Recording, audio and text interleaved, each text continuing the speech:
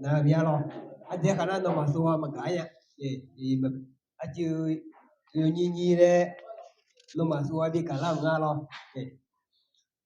mi cái chỉ mà lo đi tổ chức chuyện này là yêu nó luôn mà lo từ mà thì có lúa giờ thì xong quý nè rồi phải đây có mấy lo epeso sambo yo da yo nè cũng cứ đi lo và ta episa có gì thì có gì hộp lo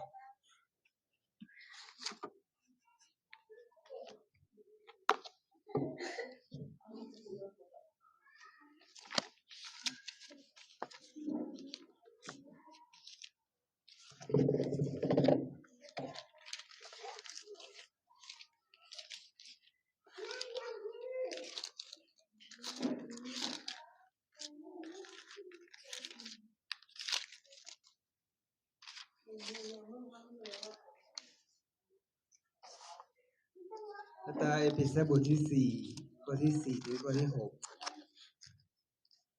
cái đó là lấy bùn hàng lo ye no ma khunge no ma gadu ni tumkha ti za ti ti te za luwe wo mo ti mo te bo yo sam ye ti ga te jo me so pha ti ga te jo jo ye ti ye te pati sa bo ti ye te ya me adima to lu adami ye tiga teme adiga to lu kweta jo to lu la kwe ga ho to lu la kwe jo lu me la bu da lo ye inana lo ne ni jo ti si ni jo bien la mi lo yo si ni jo bien la mi ne ma ye ye so ni ko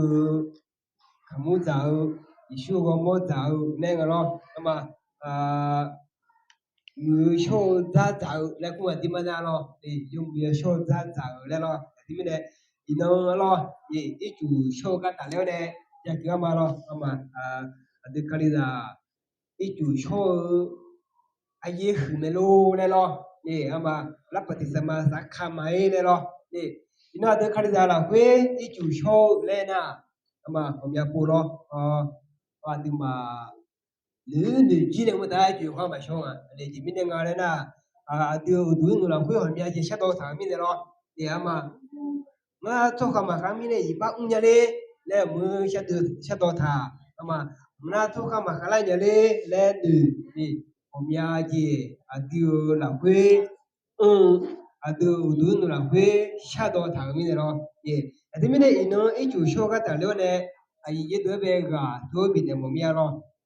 nè mi sợ ta ít chủ số na ít chủ số nhiều mía gì ya mẹ nè ít chủ số nhiều mía gì ya mẹ nè mà ít chủ số bùa amu nè họ dùng là ít chủ số bùa amu lo nè mà chỉ bùa số mà nuôi nhị bùa số mà số bùa lo mà số bùa mà cái nhà lo nè nó khai ra amu cho nè dùng mu cho phải na ít chủ số bùa amu bây giờ sai na ít chủ phải số bùa chỉ mình nghe đây na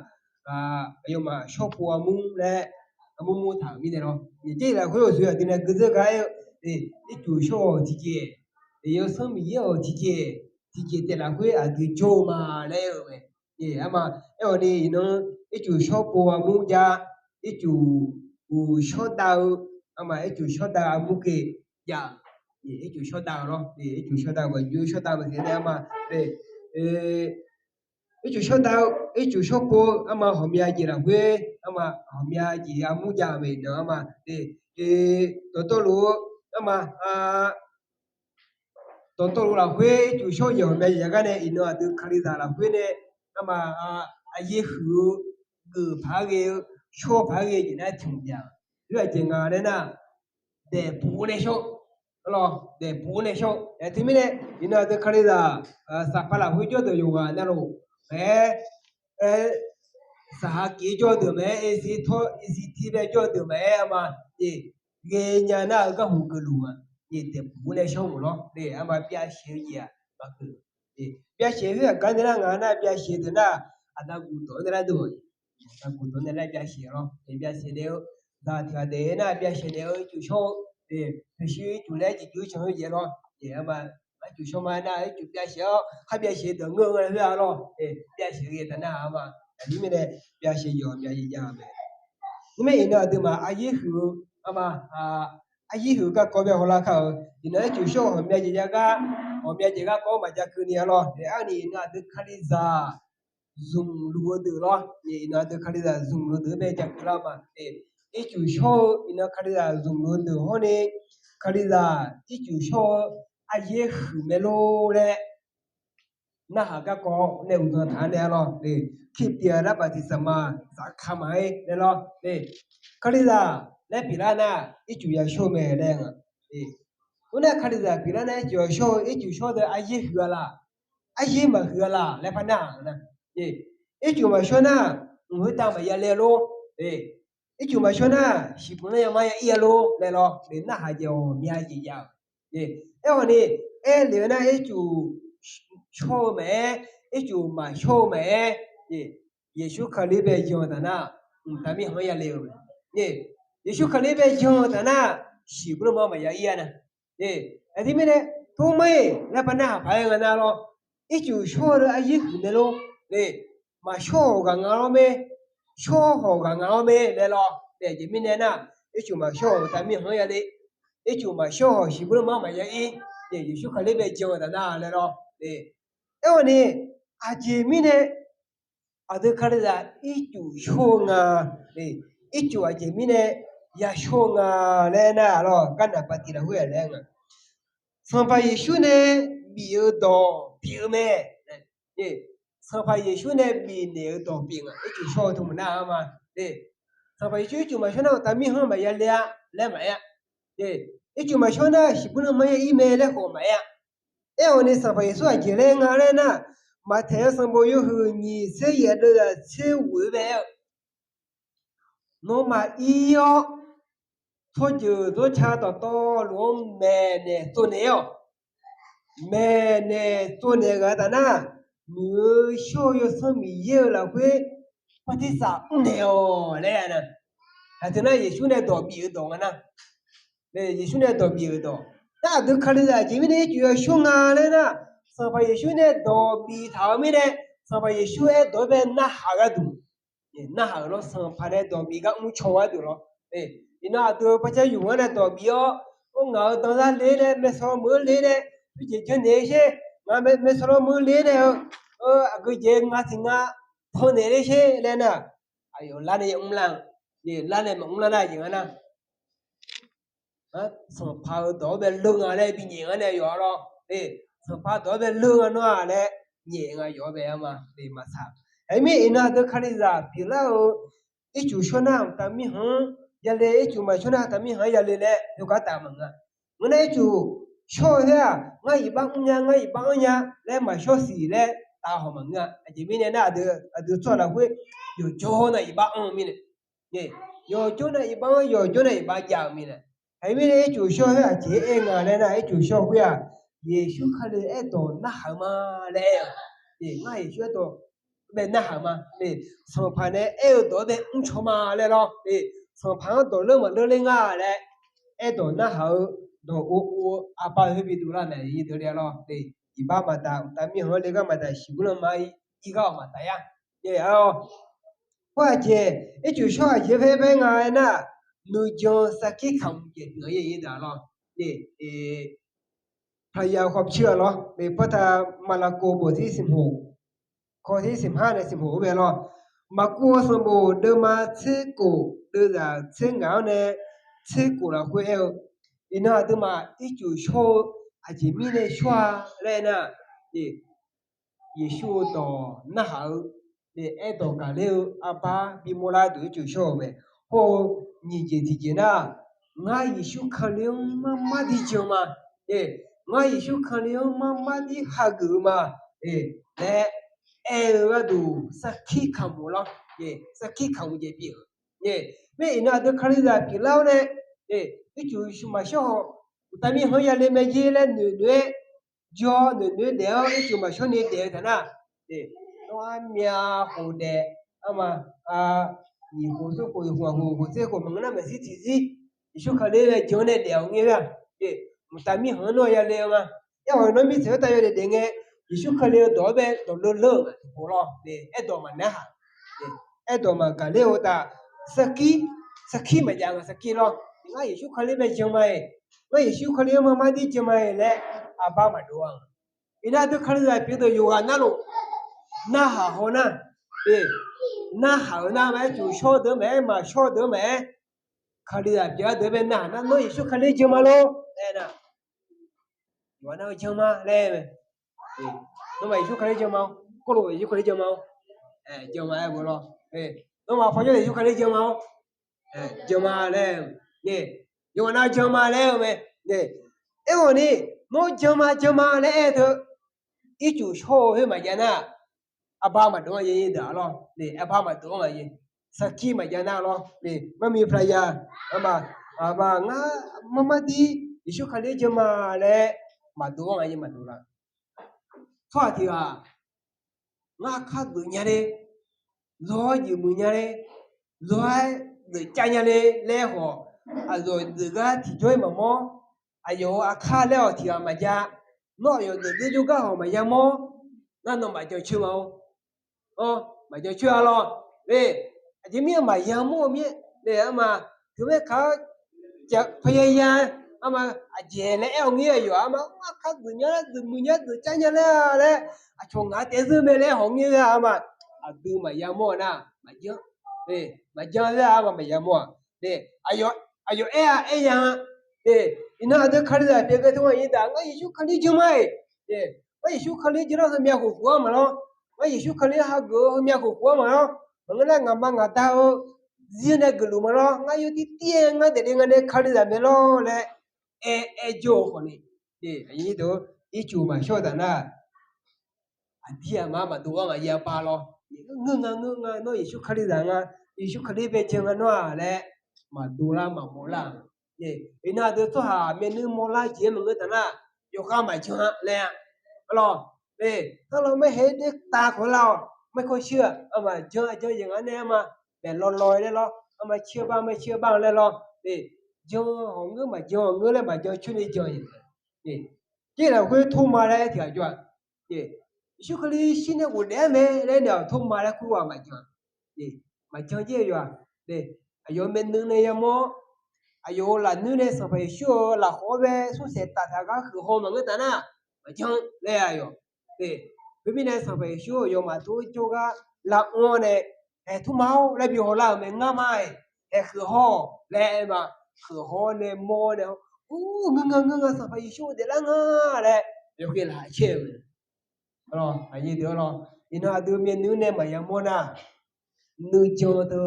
有孩嘛是啷个的咯，嘛是啷个，对，我也学考虑就嘛，我也学考虑，那个喜好就嘛来样子咯。nó là quý sao rồi giờ cái đó có mẹ gì cứ liên nghe nó ô tô chưa không tô chưa đó na ngưng ai ấy giờ ngưng ai lại apa đủ lắm vậy tôi nên nó yesu khali cho mà đây na ý chủ yếu sao mà nè ý chủ sao mà thông qua bị mỗi này sao này mà ta này ý được rồi để cụ tổ để lên na sao để bị ý chủ mà để lên na sao để bị lên mà em biết ina được mà ý chủ sao tha iba mata tami hong ma ya le je ho mata shibulu ma ye yi ga mata e ho yeshu do le ma le ga du ho ni nga mama di yeshu ka le je ma le a pa bi do ga du te ne yi de le lo te ti me yo na ro bi ni sho bi si nya bi o sho mo ya ye ma se ho bi ho la lo le do ma nge lo te thu mo bi mo le do ma nga te a sa chi bi ga du bi me lo ho sapa yeshu so myo ya wi ye bi me le ni sapa yeshu ya wi ye bi me le pa sa ke cha ka bo de si ko thi si pe be ni ina de ma yeshu kali so myo ya wi ye bi me le ke je e nga le ma de di bo ke ka lo la he yo so bo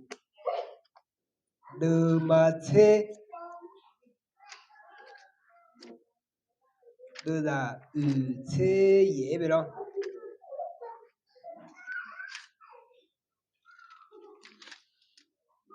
cái đứa bé đã buồn ở đây là chế dễ về rồi พระตะกิจการบทที่10ข้อที่40แต่ข้อสุดท้ายก็บอกเลยว่าယေရှုခရစ်ဆိုမျိုးမူပတိစာခမောလေဘီတူလိုအယောမန်အဲနေမေခွေနာငါမနဲ့ဥကျူဝမျိုးနီဂျွနေလာလေအယောမဘီတူလိုရှောက်မေဘီတူလို米耶的后面买球后，米耶耶稣克里边就那个做下头呗，耶稣克里下个头呗，耶稣他没有么，他ที่สักหม้อ的嘛，那เนี่ย呗，这边的俺那就那俺嘞，别多了么，就那俺嘞，别多了些家边的嘛，别多了那个，要么别多了别把下面呢。ngà mà nè thì phải cho là xì tua mây đây lo để mà dùng máy chủ số để bộ để phong nè cái chủ số ta nó mình bây giờ cứ chỉ giống chỉ ra để chủ ra để ngà nè thì bộ phát mình là xì là sao vậy kiểu mình là xì đấy nó thì mà Yesu Christ cho nó nè cho sao dùng cái đó ye cái chủ số sao dùng nó Yesu Christ cho mình về vui gì kiểu mẹ này vui gì kiểu mẹ nó thì cái chủ số nghe để ta làm mà mới show sân bị làm mà show sân nhiều muốn ấy chủ show mà đấy vui này show thì mình này ấy chủ show thế à show khai lên sân nhiều về vui gì biểu mẹ đấy có dễ thì gì nhưng mà yêu hàng sân bồi yêu đơn giản tí พระรายบทที่4ข้อที่1กับพระธรรมมัทธิวบทที่28ข้อที่19 18คือซึ่งอะไรของเราอยู่อาสมบูรณ์ตัวมา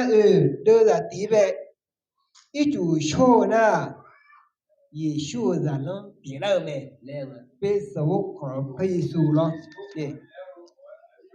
唯一呢个一个不是只能不唯一呢了有好什么的嘛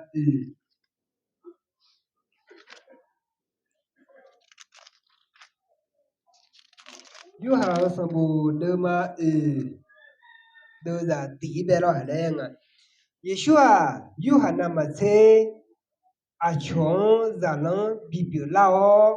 ปฏิสังเนลุเมเลปริเสดยากาเมเลปริเสดยากายูฮานาสบายชูเวจูชนเนรวะลอเนี่ยยูฮานาสบายชูเลอุเทปลากูสิเดหูเลลอก็พระเยซูก็เดก็พระเยซูหุบเดือนเอามาที่มีเนี่ยสบายชูเลเทเนมีเยกาเอามา哎呦，那了，后来没讲我有啥子个，那也啥子就叫咯。他说不许呢，从车后边那个没讲么，哦，从车后边呢，一就说没讲我们一路没来，哎，我说不有点点个呢，没讲我前面都从来来，这你后边呢都从哪里来没到旁边来咯，不过就怕你些啥啦，都从来嘛，没讲我们，没听到讲个怕你些的。耶稣个国家讲，耶稣个国家也讲呢，耶稣的国家有汉那么些，人们比人们没比哎，耶稣说呢，可能逻辑那样讲，对面呢有嘛，就叫那上辈说你个不都没那干的那咯，不都呗，你上辈说呀，你上辈说呗，呀，但是你上辈说呀，那就呢，讲呗，对面呢，你那他妈耶稣说呢，耶稣人能。别老呗，来嘛，没卡里扎的嘛，我咯卡里扎的那耶稣呀，能妈妈的嘛别老，咯别老来走路的啊，咯别老来走路的啊，咯，这边呢，同没，一就说啊，以后面啦，那对着这嘛，他帮，一就说都这边不一样看咯，天咯，一就我买好那不是什么咯，一就说都是奶奶，你那对嘛，都是。mà xí nha cái từ chối ngoài sông ngõ lấy sông mà gì rồi chủ sông lo thì tôi sông na màu sông nhà cái sông cái đó thì màu sông nhà cái sông thì mình này ít chủ sông đồ từ chế biến em này na Giêsu này khám siêu cái Giêsu này thì cũng xí mà này đó ya từ mà ít chủ mình nhớ được cái sao mà có đi ăn xong rồi lấy bia xe na sao mà ăn xong rồi lấy bia xe nhớ xong rồi cho边那脑子嘛，那还有个外就呀咯，有个小嘛，然后呢，我一就被年度的那，我上嘛在那熊牙的呢，明天就讲的一就被年度的啥也种的忙活的咯， là siêu biểu mình cái này được rồi thì sao mà gọi là siêu mình rồi thì mình này chủ số là Yesu này thì có lẽ xí mà là yêu gì biểu này bắt đầu lô một tí hộp có tí sáng thì có tí xì lô mà sao mà yêu cổ đây là số này là huế nhưng mà chủ số chủ nhiệt điều huế Yesu cái này thì có lẽ xí mà là yêu gì biểu nhỉ Yesu cái này thì có lẽ siêu nhiều cái cho mình đó acha po dia ma po dia lo ni de na mama di shu ka ne shi ma de ama tia ka hu yi da tia ka hu yi ma la lo de ji mi na yo lo ya la ya ta ju nge tu ja chao yi shu na tu ja chao hu ja mi ne lo de lo so pa me yo ka hu nga nya ho bi bu ne la lo le de yo tia na thu ta phải lo yo shi ma ga le me na lo yo ti ji mu le a le lo di mi ne no có nương mà nương nghe ngã thì biết là đi lẽ em biết này ai có khâu gì ra thì mà thế hay là quê rồi chú cái bé hàng cứ thế rồi thì mình này nó thì mà thì con lúa chủ sơ về chú này siêu mà để chỉ biểu này thế như thì nó thì con lúa của để lâu mà thì con lúa sẽ sản bộ nhiều hơn nhiều là thế nhỉ con lúa sĩ bộ thứ sáu có thứ 12 về rồi thì nó thì con lúa chú cái thì con lúa siêu thì chú cái thì con để lâu mà cái chủ nhà đường này siêu ít chỗ nào luôn nghe à xã hội là bên này bồ để là mà này chỉ biểu thì bên này thì có nói gì xuống này xíu thì có này gì xuống này thì có bồ để là mà này chỉ biểu này nó chủ số gì mà còn đi đây thì nó depo de palaga eku mà nè ye titu so bo yo sum de rằng à mà nó yo so bo yo sum de rằng à quê thằng đó thì nó tôi mà ít chủ số thế à chế bé nó gì xuống cái thì có nói xíu thì có bồ để là mà em mà thế à để bộ để phát ngôn các em cứ một thì na tôi mấy chủ số để bộ để phát ngôn vì yêu gì số cái là nó biểu là na mà tự nghe để dễ mà ya để đi dùng để yêu số số mà yêu thật hay ya để na thì ba mà ông để la rồi bằng á thì ba mà ông ra mà thì mà cho yêu là ông mấy chủ số được ông mà số được ông mấy rồi thì bên này thì số là huy một cái để la hôm nay Yesu be khali be dang dao ye lo Yesu be dang mo ye mo ma di Yesu khali be dang dao mo du pi la nga ai mo ama sa fa Yesu a du de sa fa Yesu a du mo sa fa du a du sa ki kham mo lo ye pa tha karate bo hi sa ko thi 20节呗咯karate sa mo de ma sum de la ni se shi be ina de ma Yesu khali la hui jo la na Yesu khali ga du ga ya u me le me ji mi na Yesu khali ba da ya mi ne ya lo Yesu khali ba da ya mi ne no ma io so yo cha to lo me ne tu ne yo le mi ne ina khali la de be da la mi khali de da la ti me khali de ya u ji bi me lo ti me ino mi ya do wi ne ai ni de be ga tho bi de ma la ni yu ya la ku ya ma yo de ti ma u sho u si yo ne一就小的比较，一就嘛晓得日本的朋友呢，一就小看二点了，你们两个呢啊